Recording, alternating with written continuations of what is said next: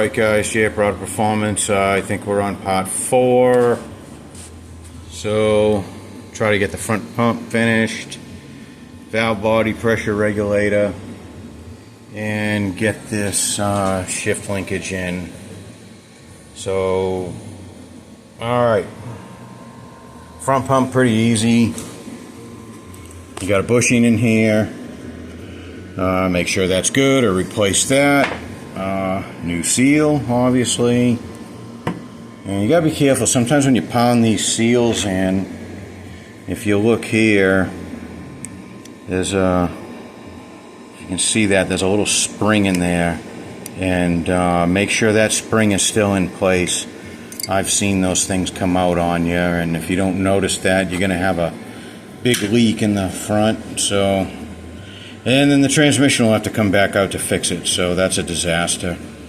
Alright, you know, pretty typical pump stuff. You just want to make sure,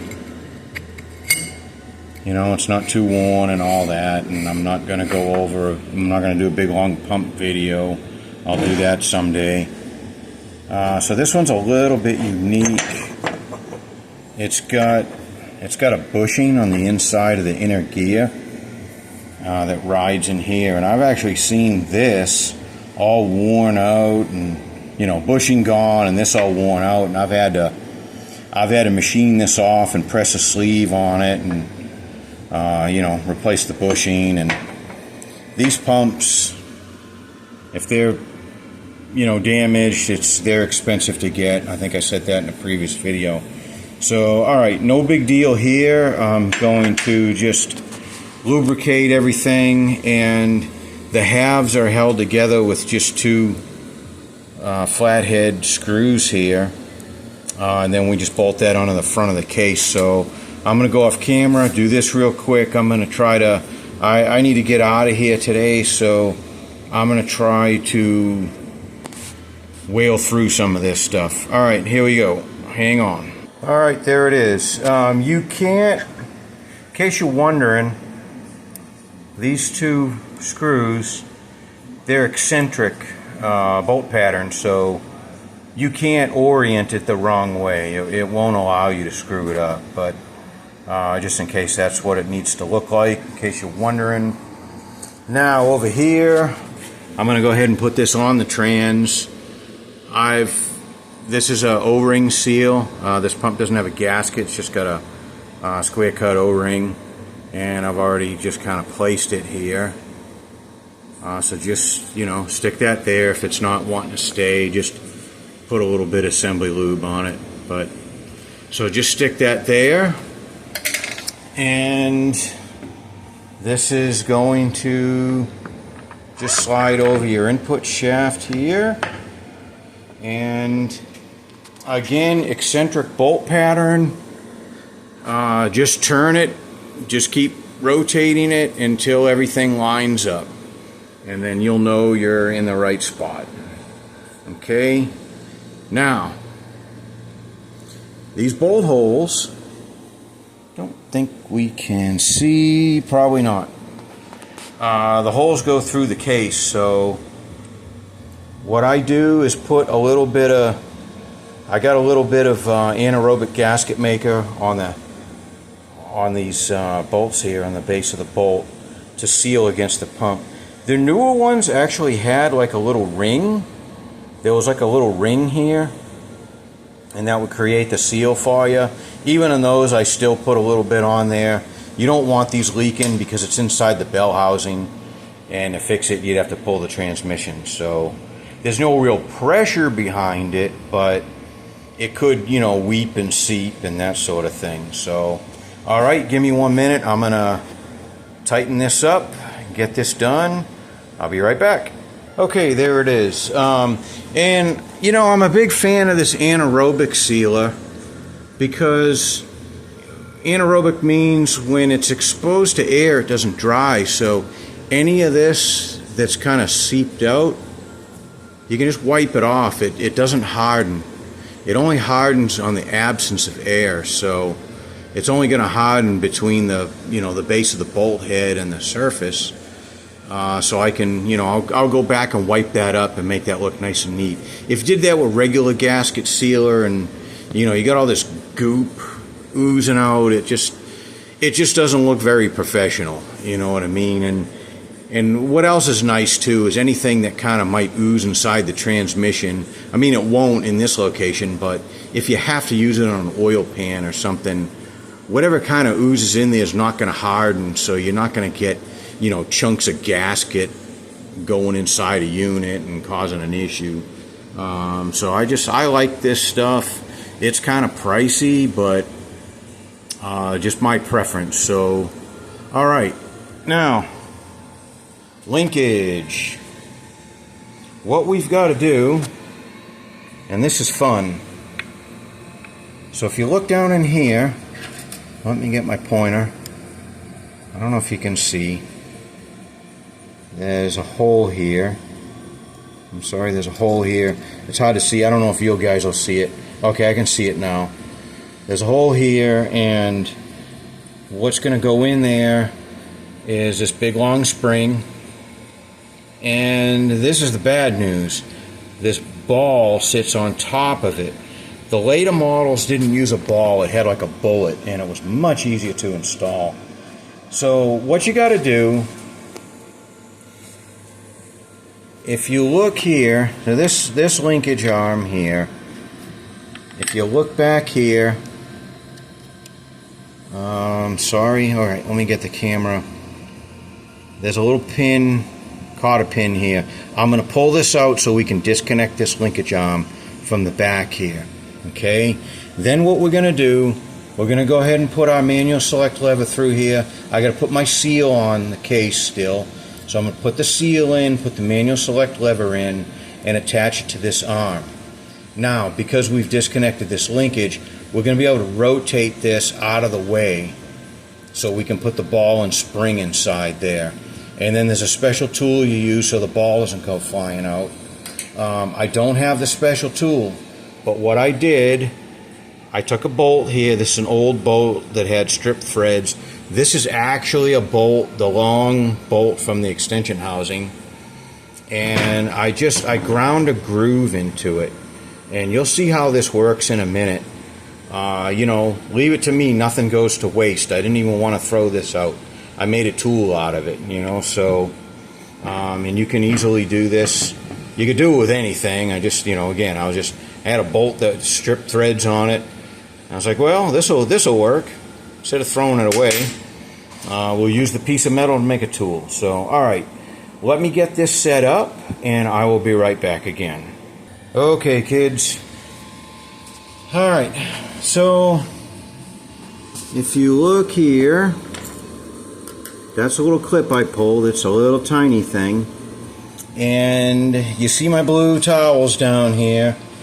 I jam these all in here because I don't want to drop things like that little clip inside the case here, or this ball that might not cooperate with me that's spring loaded. So, alright, I disconnect the linkage from back here. Now, the manual select lever is attached with this nut to the inner arm.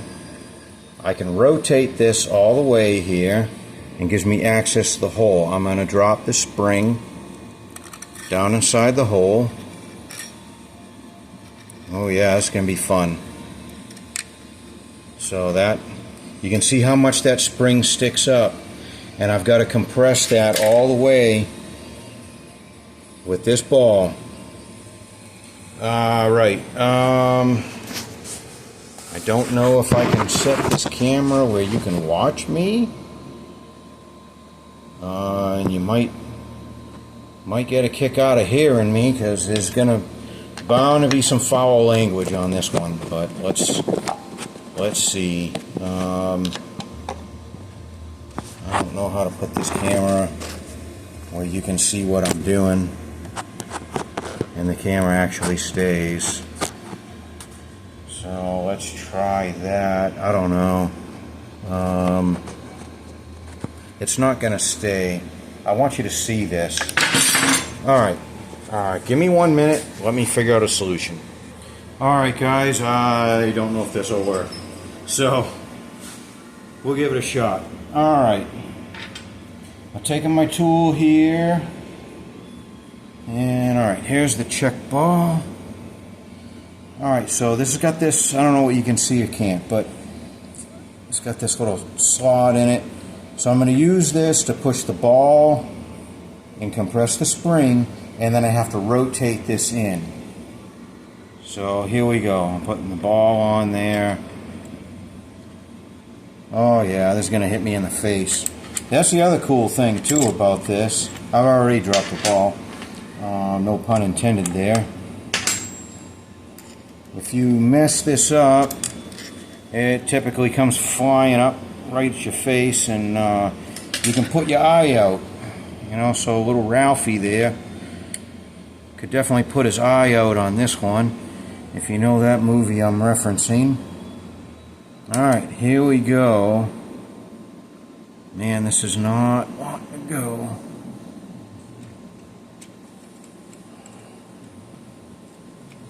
Alright, got it compressed. Oh man, I'm nervous. Got it. I think I got it. Cool. Just gotta lift this linkage rod up out of the way. Let's get that snapped in a little bit. One more click. And we'll get that back in and put our little tiny clip in.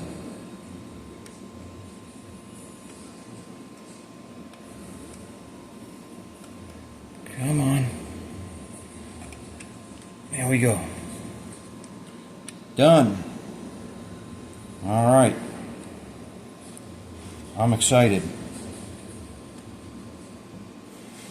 I didn't put my eye out or anything on that gig. So I get all these rags out of here. Alright, cool. I don't know if you could see any of this or not. I'll find out later. I'm not doing this video again. Alright, cool. Let me put you on hold. We'll get to the next spot. Alright. So there it is, safe and sound. And just got to remember, I don't think I can rotate the linkage too far at this point where that'll go flying off. I think we're safe. So I'm happy about that. I didn't lose that ball, no drama. No trip to the emergency room. Everything's good. Alright, cool. So, now what we got to do, before I forget, the valve body's going to go here, so I want to put this back in. So I'm just going to put a little bit of trans prep on this end. I've already replaced the O-ring, lubricate that, and then just knock that into position. And you can just use like a just find a socket or something that fits this, so you can just tap it in. Not a big deal. And then this tube, this goes on the other side. I'm just going to probably go ahead and put that in now too. So let me get those two things in, and then we will start working on the valve body. Okay guys, I went ahead, I put the TV linkage in. Okay, this is your TV arm that goes on the outside. This one faces towards the front of the transmission. And then on the inside, now there's an O-ring seal. There's an O-ring that goes in here, so don't forget to put the O-ring. And that little arm here, that'll come up, you know, facing towards you, or the bottom of the pan, and then there's a lock washer and a nut. Okay, that's simple. So you got to put that in. Alright, let's take a look at this valve body and pressure regulator assembly here. So what I'm going to do, this piece we had taken off before, and this will be the last piece that goes on. I've already washed this and I lapped this surface to make sure it's flat.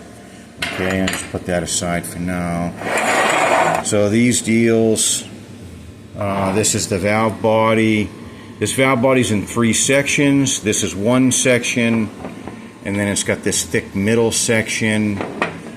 and then it's got that top section, and I guess technically 4 because you have this little side section here too. So it's kind of a weird sectional valve body, a lot of different pieces, but it's not bad to work on. It's small, you know. So I'll take this all apart and you can see everything.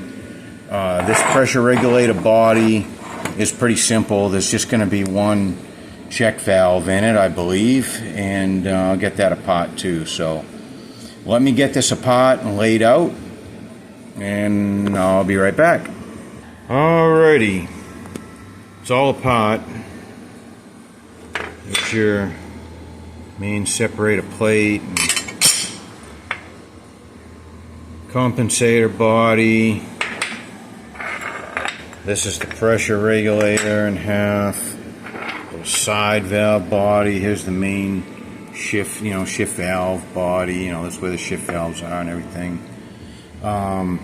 This little one-way valve is, I believe, for the rear pump.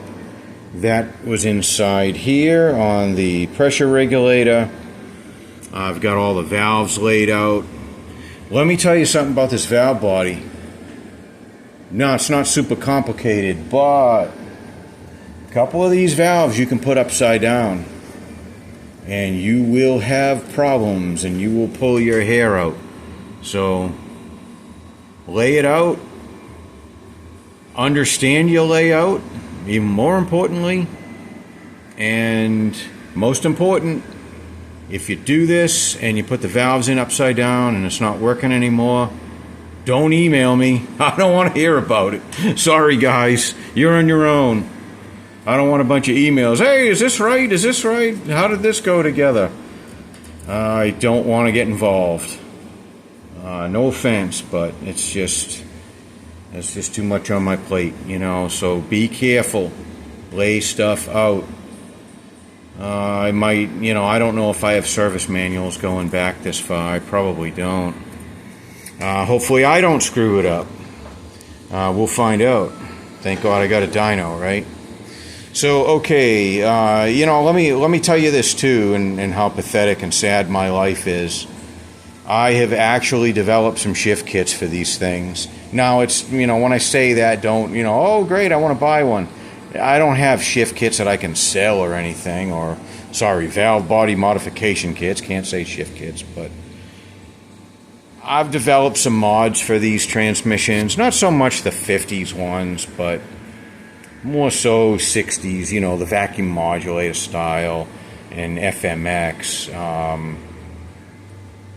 More on the, like Transgo had some kits back in the day. I don't know if you can get them anymore, but they had a couple kits back in the day for these early models that, just kind of, improve the shift feel kind of thing. But I actually did some high performance work on these and developed some modifications for them and spent hours doing it, and I can't say I really got anywhere with it. I did in the sense that they worked and made them, firmed up the shifts and all that and helped them last better and all that for a performance application, but it didn't yield any money for the company or anything like that. It was just kind of more of a personal challenge. I honestly, like I said, I used to enjoy working on these. I don't really mind working on them now. They're kind of different and kind of fun in a way, but seeing the quality of these rebuild kits that you get now, I'm not all pumped up to do a bunch more now, so. Okay, let me go clean up this valve body, and another thing I'm going to do is I'm going to lap all the surfaces on it to make sure they're flat and everything. These valve bodies are small. They don't typically warp or anything, but sometimes the machine finish is kind of lousy on them, so I like to not machine them, but lap them and, make the surface smoother and a little bit less internal leakage. So, all right, let me go do that, and I'll be back. Let's see, we're 20 minutes in, so let me see how much I can get done. Okay, guys, I'm just kind of showing you how I'm doing here. So I'm in the process of putting this back together. It's a little tricky on these. So you got to... It's kind of old and not real precision, but you know, like when you put this side piece on, you got to make sure it's not protruding above the flat surface here. And on this side, you know, you kind of got to watch and carefully center that up before you tighten your bolts. Same thing with this side cover. Make sure it's not sticking up, it's just below that surface there. See, it's below on that surface there. So I just wanted to show you that. Now this one here, same thing.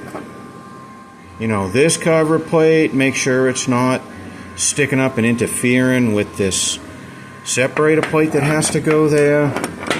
And also on this one here, you've got a little valve that kind of is supposed to stick out and catch on the edge of that plate. That's important. Make sure you do that. That'll cause you some problems if you don't. Now on this one here, I've got these two started. So what I'm going to do, you've got to, even though these aren't going to be left in yet, but take your 4 bolts that hold all this together and just kind of loosely put them in. And what this is doing, this is just lining up this plate for you, and then you're going to tighten these 2 screws, okay? And then this will go on here. And you got to be aware of, I've already put it back, I've taken it out and put it back in.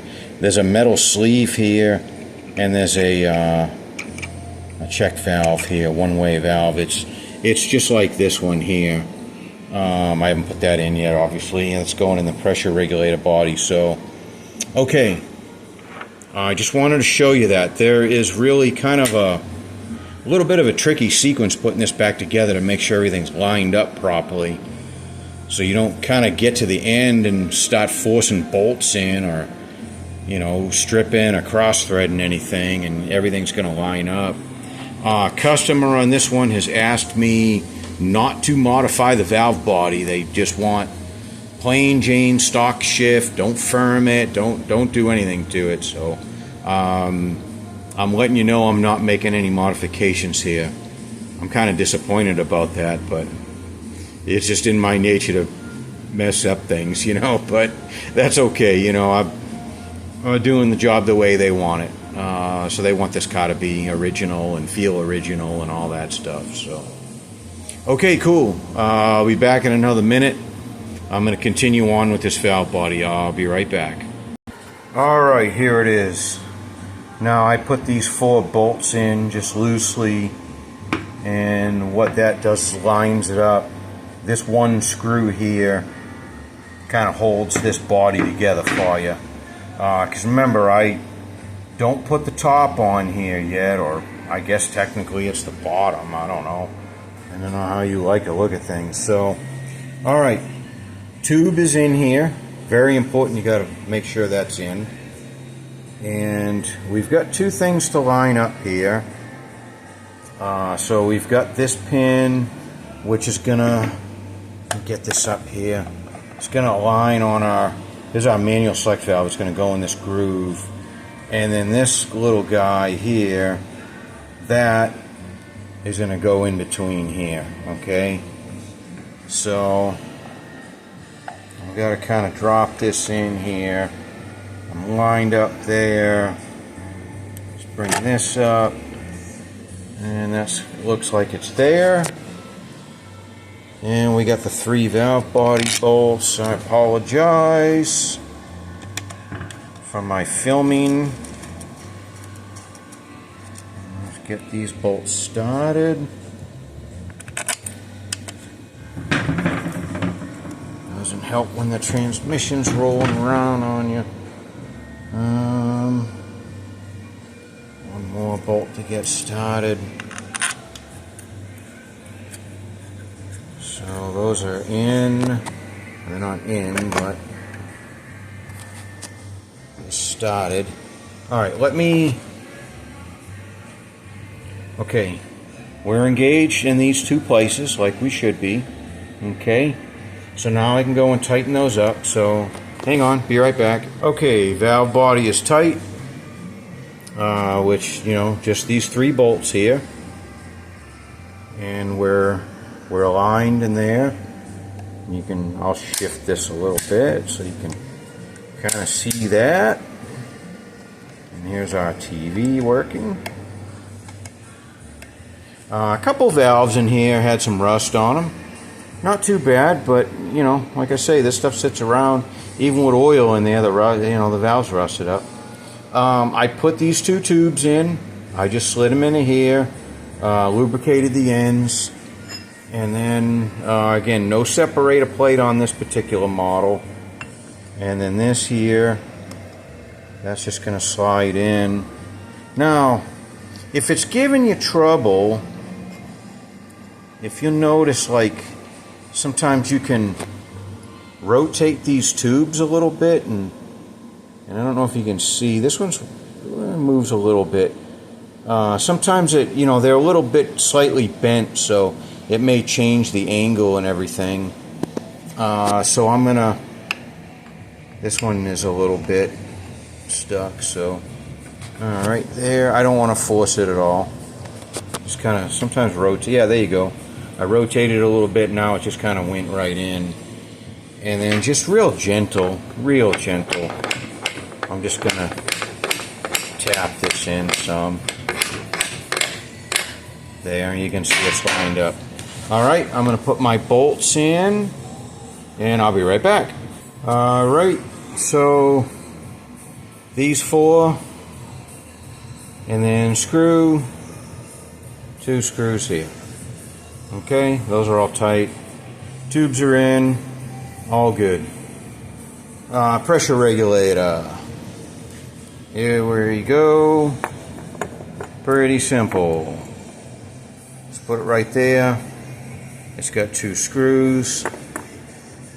And I will be right back. Let me put those in and tighten them. I won't bore you with that. Okay, there it is. Real simple. Just screw here, screw here. Alright. Put the valves in. Here's your main regulator valve. It goes in this way. You cannot turn this backwards, and you can't put it in the wrong bore. That's real simple. Just make sure that's nice and free. And that feels good. No issues there. Okay.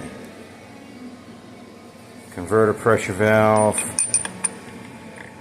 Slide that in. Good deal there. Alright, you got your spring, and you see this spring seat is in there. So that goes there. And then you have the spring for the converter pressure relief. And do not forget, this little travel limiter goes inside the spring. Okay? Now, I can't do it one-handed, so I got this little cover. It goes this way. I'm going to compress the springs.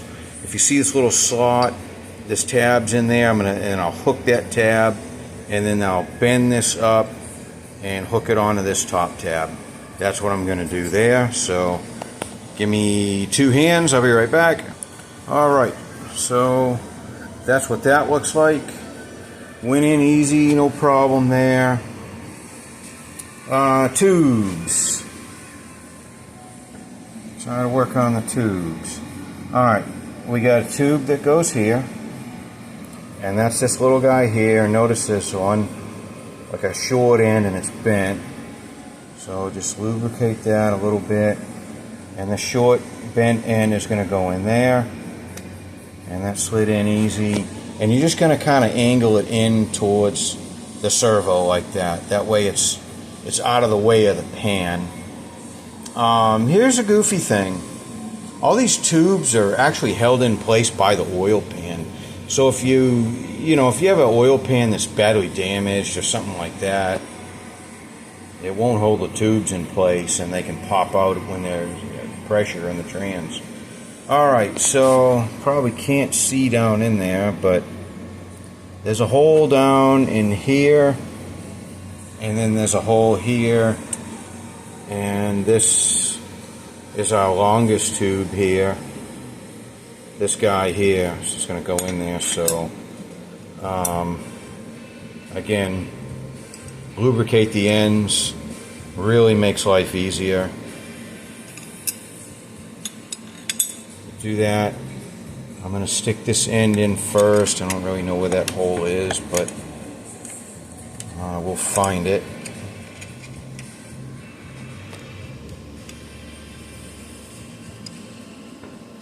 A minute ago. Where are you? Find it eventually. Alright, I think I'm in. Yep. So I'll work that down. I think I'm in all the way.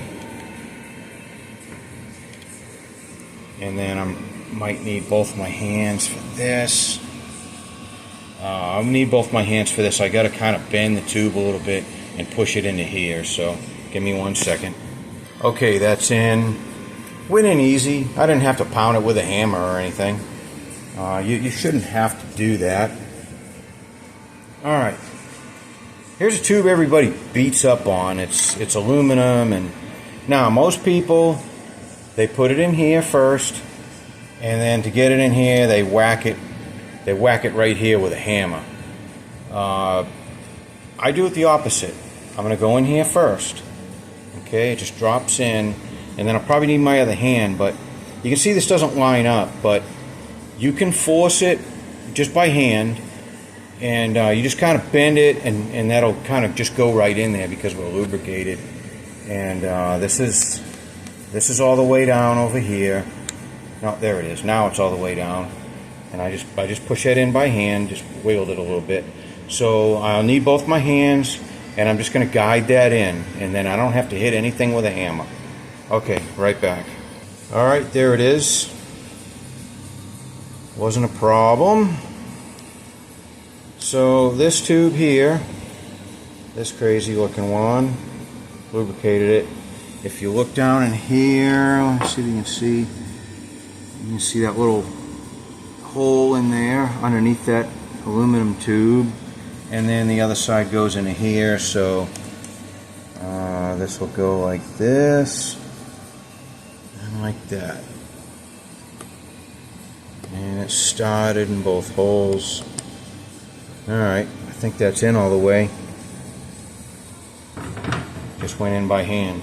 And the pan holds that in place. Again, this will hit up against the side of the pan. So if your pan is really deformed or something of that nature, you got to be careful of that. Alright, I believe I have a filter for this, and the filter is really easy to put on. So let me make sure I have that filter. Hang on 1 second. Alright, brand new filter I had on the shelf. So that's just going to go into this tube. Just slides right in, and then slides right in there. That's it. It seems a little kind of Mickey Mouse, but that's the way it is. You can look here and see. So this guy here goes in like that and just clips onto that tube. And there you go. Holds the filter in like that. You can see it's, you know, be nice if it was a little further in, but it's not going to matter. The pan will probably push it down a little more, but it's engaged. That's about as good as they ever were. It's a little Mickey Mouse, but seems to work. So, alright. All I got to do is put the oil pan and the bell housing on, and then this thing is done. Of course, it's got to be tested. It's never done until it actually works. But I probably do. This has a bolt together converter. This is a liquid cooled unit. They also had a bolt together torque converter that had an aluminum housing with fins on it, because these were air cooled. I don't remember for sure, but either 55 or 56 is when they turned to liquid cool.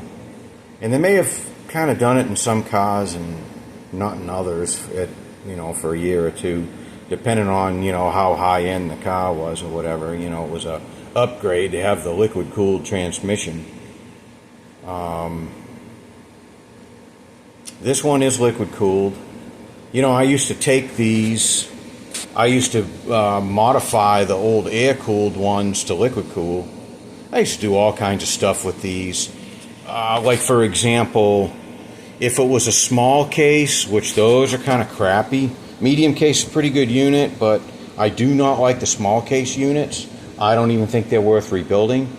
But what I used to do is the dimension of the FMX case was the same, but the problem was the whole output section was different.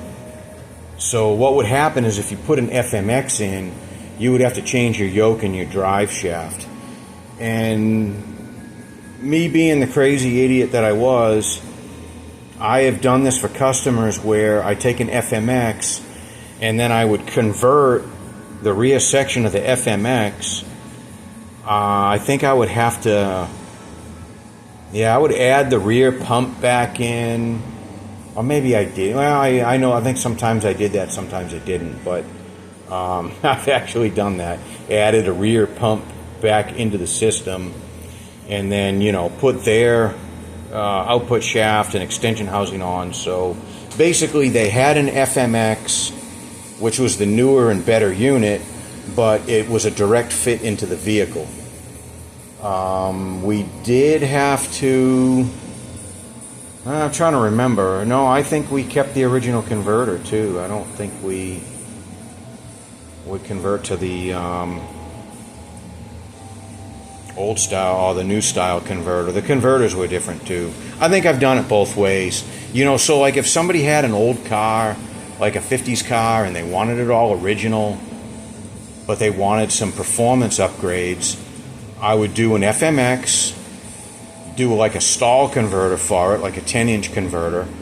But like if you looked underneath the car, everything looked like it was supposed to, and you didn't have to. There was no conversion cost.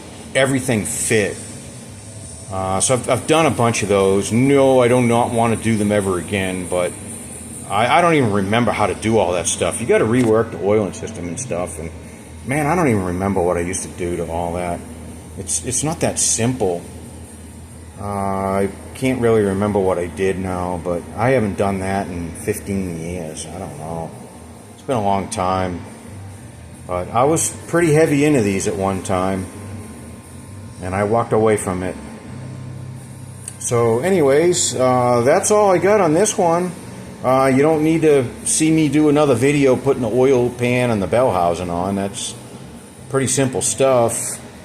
I still have to clean that pan. It's really, got all the old paint and stuff on it and crud underneath the paint, and so it's going to take some time to get that cleaned up. But anyways, I'm happy with this one. Everything went pretty smooth, honestly. I didn't have to do any machine work or anything extra. That gasket set, we had some issues, but I worked through it, luckily with some inventory I had. So that was kind of fun for you to see. All right. Appreciate you watching these. Wake up if you fell asleep, and you can turn your TV off now. So, okay, guys, appreciate it, and please subscribe and like this and support this channel. I'll be doing more of this kind of stuff. So in this unit, I'll do a video on the torque converter, show you what's involved there, and you can see the inside of that. It's pretty cool.